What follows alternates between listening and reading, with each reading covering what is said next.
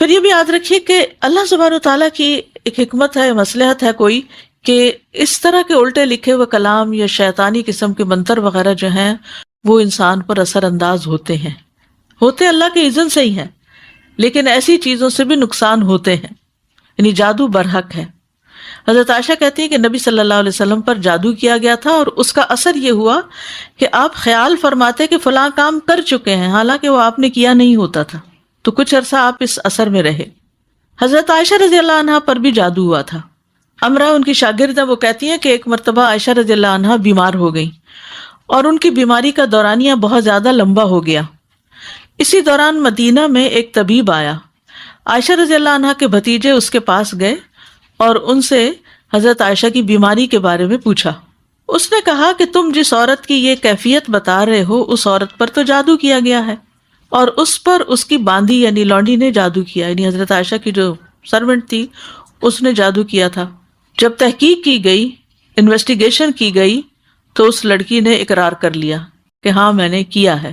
پوچھا گیا کیوں کیا ہے، تو کہنے لگی میں چاہتی تھی کہ آپ فوت ہو جائیں تاکہ میں آزاد ہو جاؤں۔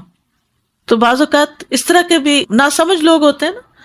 تو اور کوئی بات سمجھ نہ آئی، حضرت عائشہ نے تو بے شمار غلام آزاد کیے تھے، اگر وہ ریکویسٹ کرتی تو وہ ان کو بھی آزاد کر دیتی، لیکن بہرحال کیونکہ حضرت عائشہ نے اس سے کہہ رکھا تھا کہ میرے مرنے کے بعد تم آزاد ہو جاؤ گی، تو اس نے کہا کہ میں ان کو مار دوں تاکہ جلدی آزادی ملے۔ تو جب حضرت عائشہ کو یہ پتہ چلا تو انہوں نے پھر اس باندی کو فروخت کر دیا، اسے آزاد نہیں کیا، فروخت کر دیا، اور کہا کہ اس کی قیمت جو ہے اس جیسی باندی پر خرچ کر کے اس کو آزاد کر دو، مگر اس کو نیک طرح سے سزا دی۔ پھر اسی طرح تابعین میں سے بعد کی جنریشن میں سے بھی کچھ نیک لوگوں پر جادو ہوا۔ قعقاع بن حکیم کہتے ہیں کہ کعب الاحبار نے کہا اگر میں چند کلمات نہ پڑھا کرتا تو یہودی مجھے گدھا بنا دیتے۔ لوگوں نے پوچھا وہ کلمات کیا ہیں؟ کعب نے کہا اعوذ بوجہ اللہ العظیم الذی لیس شیء اعظم منہ وبکلمات اللہ التامات اللتی لا یجاوزہن بر ولا فاجر وباسماء اللہ الحسنی کلہا ما علمت منہا وما لم اعلم من شر ما خلق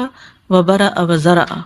میں اللہ کے عظیم چہرے کی پناہ مانگتا ہوں جس سے عظیم کوئی اور چیز نہیں، اور اس کے مکمل کلمات کے ساتھ پناہ چاہتا ہوں جس سے کوئی نیک یا بد آگے نہیں بڑھ سکتا،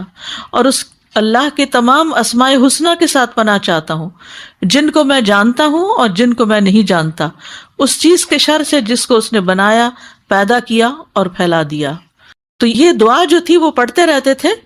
تو اس دعا کی وجہ سے اللہ سبحانہ وتعالیٰ نے ان کو محفوظ رکھا، کیونکہ انہوں نے شیلٹر لے لیا تھا، پناہ لے لی تھی اللہ کے چہرے کی۔ ٹھیک ہے۔